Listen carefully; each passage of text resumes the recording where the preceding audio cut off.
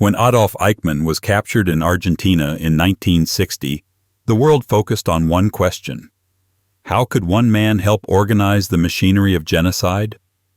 But there was another, quieter question, one that history rarely follows to the end. What happened to his children? They did not stand in the courtroom in Jerusalem. They did not testify. They did not vanish overnight. Some grew up under false names in South America. Some defended their father long after his execution. One publicly rejected him. All of them lived ordinary lives under an extraordinary shadow. This video follows, in strict chronological order, what happened to each of Adolf Eichmann's 4 sons, from birth to upbringing to adulthood, careers, families, and legacy. Each life is told in full before moving on to the next. No speculation, no dramatization, only what the historical record shows. Klaus Eichmann was born on March 3, 1936 in Berlin. His father, Adolf Eichmann, was then a junior officer in the SS assigned to the Sicherheitsdienst, the intelligence branch of Heinrich Himmler's security apparatus. At the time of Klaus's birth, the Nazi regime had been in power for 3 years. His mother, Vera Liebel, had married Adolf in 1935. The family lived in Berlin as the regime consolidated power. Klaus's early years unfolded during a period when his father's career advanced rapidly. By 1937, Adolf Eichmann had been transferred to work on Jewish emigration policy in Vienna following the Anschluss. The family relocated to Austria. Klaus, still an infant, would have no memory of Berlin. His childhood was shaped by the administrative apparatus of the Third Reich, not by direct participation in its violence, but by proximity to its institutions.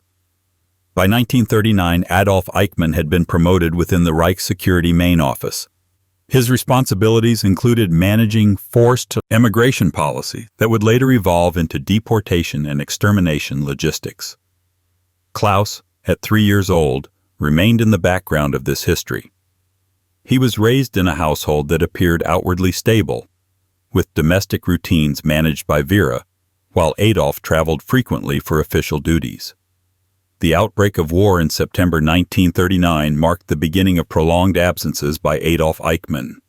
His role expanded as Nazi policy shifted from immigration to ghettoization, and eventually, mass murder. Klaus grew up rarely seeing his father.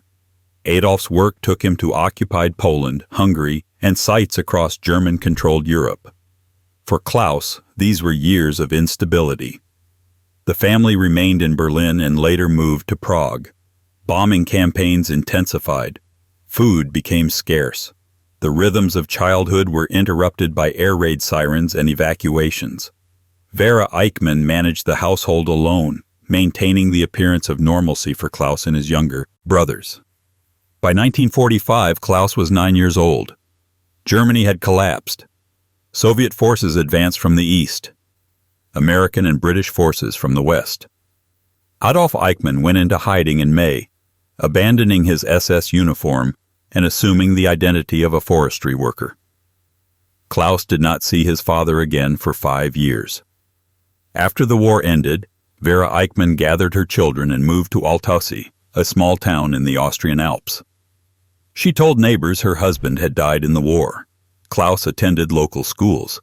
There is no record of him knowing his father's precise wartime role during these years. Vera received occasional messages from Adolf, who remained in hiding under the name Otto Henninger. He worked at a chicken farm in northern Germany. The family lived on limited resources. Vera took odd jobs. Klaus grew into adolescence without a father present. In 1948, Adolf Eichmann made contact with networks assisting former SS officers in escaping to South America. By 1950, he had secured false documentation under the name Ricardo Clement. He departed for Argentina in June of that year. Klaus, now 14, still believed his father dead. In 1952, Vera Eichmann received instructions to bring the children to Argentina. She obtained travel documents under her maiden name, Liebel. Klaus and his brothers were listed as fatherless children of a war widow. The family traveled by ship from Genoa to Buenos Aires, arriving in July. Klaus met his father for the first time in 7 years. Adolf was living in a modest neighborhood under his false identity. He worked at a Mercedes-Benz factory. The reunion was conducted in secrecy. Klaus was 16. He had to adjust not only to a new country and language, but to the presence of a father who had been absent through most of his childhood. The family settled in the Vicente Lopez district. Klaus enrolled in school, learning Spanish. Adolf insisted on maintaining the Clement alias. The children were instructed never to use the name Eichmann in public. For Klaus, this meant constructing an identity built on concealment. Through the 1950s, Klaus grew into adulthood in Buenos Aires. He completed his education and sought employment. He socialized with other young German expatriates, many of whom came from families with similar backgrounds. The German community in Argentina was large, and questions about the past were rarely asked directly. In the late 1950s, Klaus began a relationship with Sylvia Hermann, the daughter of a half-Jewish refugee who had fled Germany in the 1930s. Sylvia's father, Lothar Hermann, was blind and lived in the Olivos district. Klaus visited their home. He spoke openly about his father, mentioning the name Eichmann. He may not have understood the significance. Lothar Hermann recognized the name. He began making inquiries. He learned that a man named Ricardo Clement lived nearby and matched descriptions of Adolf Eichmann. In 1959, Hermann contacted the German prosecutor Fritz Bauer, who in turn alerted Israeli intelligence. The information Klaus inadvertently provided would lead directly to his father's capture. On May 11, 1960, Adolf Eichmann was abducted by Mossad agents in Buenos Aires. He was transported to Israel and put on trial. The world learned that he had been living in Argentina for a decade. Klaus, then 24, became the subject of immediate media attention. He lost his job. The family faced harassment.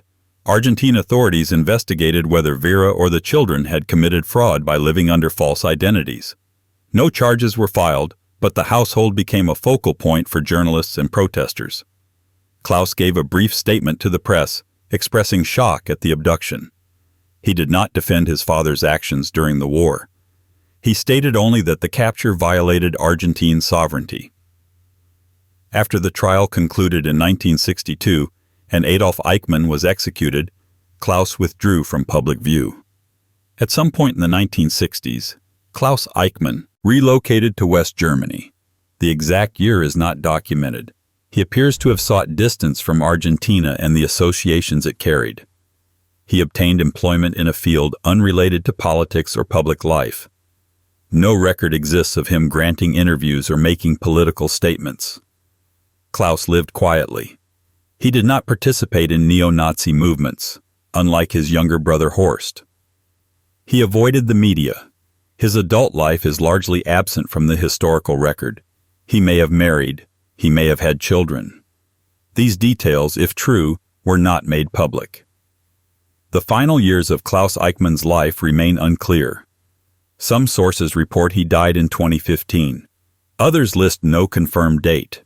There is no public obituary. No grave has been identified in media reports.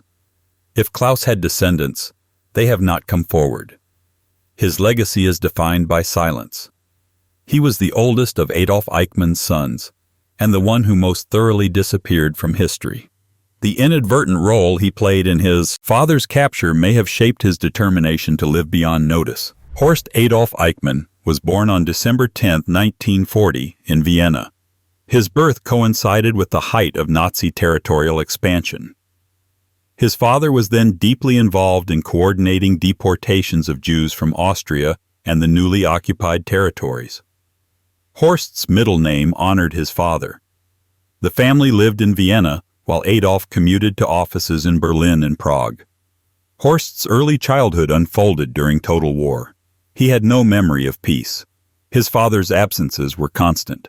His mother, Vera, managed a household that included Klaus and soon after, a third son, Dieter. The family appeared stable to neighbors, but Adolf's work meant he was rarely present for extended periods. By the time Germany collapsed in 1945, Horst was 4 years old. His father disappeared. Vera told the children their father had died in combat. Horst grew up in Altaussee believing this. He attended village schools. He learned to navigate post-war Austria, where talk of the Nazi period was largely suppressed. Horst was 10 years old when the family received word that Adolf was alive. In 1950, Adolf sent for them from Argentina. Horst, like his brothers, had to reconcile the father he had never known with the man who now reappeared. The journey to Buenos Aires required secrecy. Horst was told to never mention the name Eichmann. Horst arrived in Argentina in 1952. He was 12. He adapted to life in Buenos Aires more slowly than Klaus. He learned Spanish. He attended German language schools frequented by expatriate children. The community included former Nazi officials, sympathizers, and their families. Discussions of the war were common, often framed as grievances rather than reckonings. Horst absorbed this environment. His father worked at Mercedes-Benz under the Clement identity. The family lived modestly but securely. Horst completed his schooling and entered adulthood in the late 1950s. Unlike Klaus, who socialized outside the German expatriate community, Horst remained within it. When Adolf Eichmann was captured in May 1960, Horst reacted differently than his brothers. He did not withdraw. He did not remain silent. He gave interviews to Argentine and international journalists. He defended his father. In statements to the press, Horst described Adolf as a loyal officer who followed orders. He denied that his father bore personal responsibility for the Holocaust. He criticized the Israeli government for violating Argentine sovereignty. He expressed no remorse for the victims of the policies his father had administered. During the trial in Jerusalem, Horst remained in Argentina. He sent letters to his father in prison. After the execution in May 1962, Horst publicly mourned. He described his father as a scapegoat. He said the trial had been a form of revenge, not justice. Through the 1960s, Horst Eichmann became associated with far-right groups in Argentina. He attended meetings organized by former SS officers and their supporters. He gave interviews to sympathetic publications. In 1962, he held a press conference on the anniversary of his father's execution, stating that history would vindicate Adolf Eichmann. Horst's public statements attracted international condemnation. Jewish organizations monitored his activities. Argentine authorities, under pressure from foreign governments, questioned him but took no legal action. Horst had not committed crimes. His views, however repugnant to many, were protected as speech. By the late 1960s, media attention on Horst had diminished. The broader public moved on. Horst continued to associate with fringe political groups, but his profile declined. He remained in Argentina, working in fields unrelated to politics. By the 1970s, Horst Eichmann had largely disappeared from public discourse. He no longer gave interviews. He did not participate in commemorative events. Whether this was a strategic decision or simply reflected the end of media interest is unclear. Horst lived in Buenos Aires. Reports suggest he worked in various capacities, none of which brought him public attention. He may have married. Some sources reference children, but no names or details have been confirmed. Horst Eichmann died on September 2, 2015, in Buenos Aires. He was 74.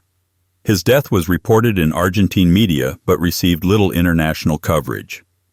Obituaries noted his connection to Adolf Eichmann and his defense of his father in the 1960s.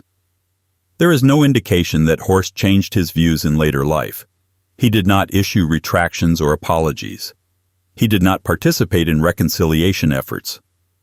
His legacy is that of a son who, unlike his brothers, publicly aligned himself with his father's ideology and refused to disavow it. Dieter Helmut Eichmann was born on September 29, 1942, in Prague. His father was then stationed in the Protectorate of Bohemia and Moravia. overseeing deportations of Czech Jews to concentration camps. Dieter was born into a household managed by Vera, while Adolf worked at offices coordinating mass murder. Dieter's birth came at the height of the Holocaust. His early infancy coincided with the operational peak of the extermination camps. He had no awareness of this. He was a child raised in wartime, experiencing the same privations as other children, but within a household linked to the regime's most systematic crimes. Dieter was 2 years old when Germany collapsed. His father went into hiding. Vera fled with the children to Altosi. Dieter grew up believing his father dead. He attended village schools. He had no memory of Adolf. In the immediate post-war years, Dieter's childhood was marked by poverty and displacement. Vera struggled to provide for 3 sons. The family survived on rations and charity. Dieter's early years were spent in the rural Austrian Alps, far from the cities where war crimes were being investigated and prosecuted. Dieter was 10 when the family moved to Argentina in 1952. He met his father for the first time. Adolf was a stranger living under a false name. Dieter had to learn a new language, adapt to a new country, and construct an identity as Ricardo Clement's son. Dieter's adolescence in Buenos Aires is poorly documented. He attended school. He learned Spanish. He appears to have kept a low profile even before his father's capture. Unlike Klaus, who socialized broadly, or Horst, who engaged politically, Dieter remained in the background. When Adolf Eichmann was captured in 1960, Dieter was 17. He did not give interviews. He did not make public statements. After the trial and execution, Dieter continued to avoid the press. Journalists who sought him out were refused. Dieter remained in Argentina. He appears to have worked in fields unrelated to politics or public life. There is no record of him participating in neo-Nazi groups or political organizations. He did not attend commemorative events. He lived privately. Dieter's relationship to his father's legacy is unknown. He left no public statements. He did not defend Adolf. He did not condemn him. He simply declined to engage. Dieter may have maintained contact with his brothers. This is not confirmed. He may have married or had children. If so, these details were never disclosed. His life is a void in the historical record. As of the most recent reports, Dieter Helmut Eichmann was living in Buenos Aires. His exact address and circumstances were not disclosed. No death has been reported. No obituary has appeared. If Dieter is still alive, he would be in his 80s. He has spent more than 60 years in silence. His legacy is defined entirely by absence. He is the son who disappeared most completely, not through physical relocation but through refusal to be documented. Ricardo Francisco Eichmann was born on November 3, 1955 in Buenos Aires. He was registered under the name Ricardo Francisco Clement. His father, living under the alias Ricardo Clement, had been in Argentina for 5 years. The family had been reunited. Adolf worked at the Mercedes-Benz plant. The household appeared ordinary. Ricardo was the only one of Adolf's sons born in Argentina. He was the only one who grew up believing, at least initially, that his father was Ricardo Clement. His early childhood was spent in a stable home environment. There were no disruptions, no relocations, no war. Ricardo's early years were spent in the Vicente Lopez district. He attended local schools. His father came home from work each evening. For the first 4 years of his life, Ricardo experienced a childhood that resembled normalcy. In May 1960, when Ricardo was 4 years old, his father disappeared. Mossad agents abducted Adolf Eichmann on the street near the family home. Ricardo did not witness the event. He learned only that his father was gone. Over the following weeks, the truth emerged. Ricardo's father was not Ricardo Clement. He was Adolf Eichmann, a Nazi war criminal. The man Ricardo had known for 4 years was now on trial in Jerusalem. The name the family had used was false. The identity they had constructed was a lie. Ricardo grew up in the aftermath of the trial and execution. He attended school in Buenos Aires through the 1960s and early 1970s. The stigma attached to the Eichmann name shaped his adolescence. He faced questions from classmates and teachers. He had to navigate an identity built on his father's crimes. In his late teens or early 20s, Ricardo left Argentina. He moved to Germany. The decision appears to have been motivated by a desire for education and professional development, not simply escape. He enrolled in university. He pursued studies in archaeology. Ricardo Eichmann trained as an archaeologist specializing in the ancient Near East. He completed advanced degrees in Germany. He joined the German Archaeological Institute, one of the world's leading institutions for archaeological research. His work focused on excavation sites in Syria, Iraq, and Iran. Through the 1980s and 1990s, Ricardo built a professional reputation independent of his father's name. He published research on ancient architecture, urban planning, and material culture. He participated in international excavations. He became known in academic circles for his expertise, not his lineage. In the 1990s, Ricardo Eichmann gave interviews in which he addressed his father's legacy. He stated clearly that Adolf Eichmann was guilty of the crimes for which he had been convicted. He said the execution was legally and morally justified. He expressed no ambivalence. Ricardo described his father as a stranger. He said he had no meaningful memories of Adolf. He stated that he felt no connection to the Nazi ideology. He distanced himself completely from the far-right movements that had claimed his brother Horst. These statements were widely reported. They marked Ricardo as the only one of Adolf Eichmann's sons to publicly repudiate his father. In 2004, Ricardo Eichmann was appointed director of the Orient Department at the German Archaeological Institute. The position placed him at the head of one of the institute's major divisions, overseeing research projects across the Middle East. Ricardo led excavations at sites including Uruk in Iraq and Palmyra in Syria. He published extensively. He supervised graduate students. He served on editorial boards of academic journals. His professional life was defined entirely by scholarship.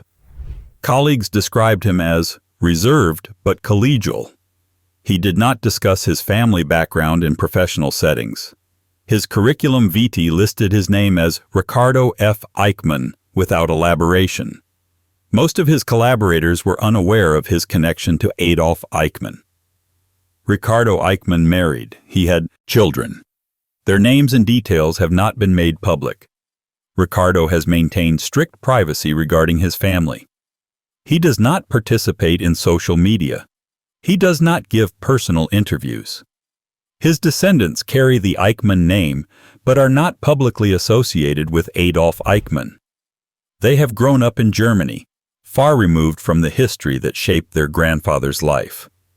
Whether Ricardo has discussed his father's crimes with them is unknown.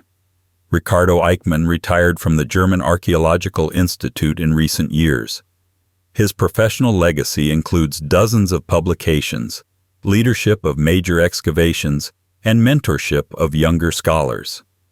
He is known in academic circles as an expert on ancient Mesopotamia.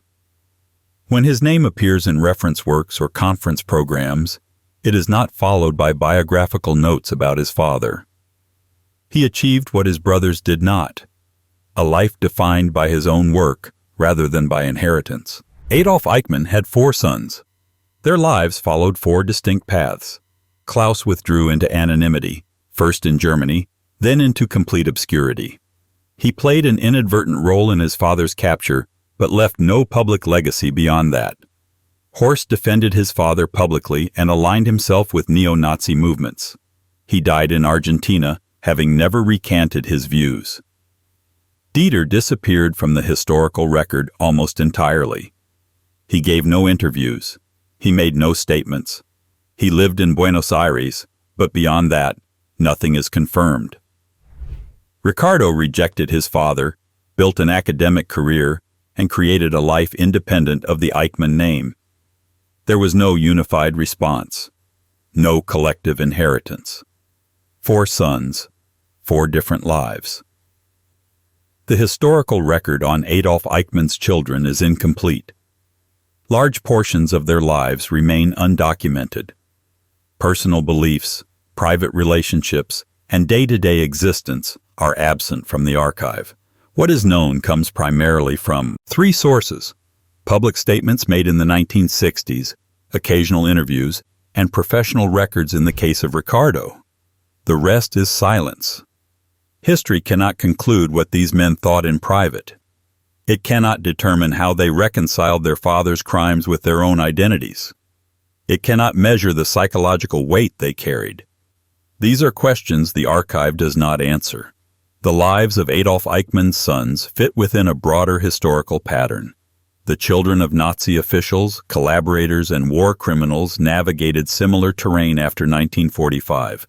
Some, like Nicholas Frank, publicly condemned their fathers. Others, like Gudrun Himmler, defended them until death. Many more simply disappeared.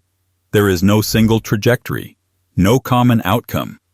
The children of perpetrators were not perpetrators themselves. They inherited names, not guilt. How they lived with that inheritance varied.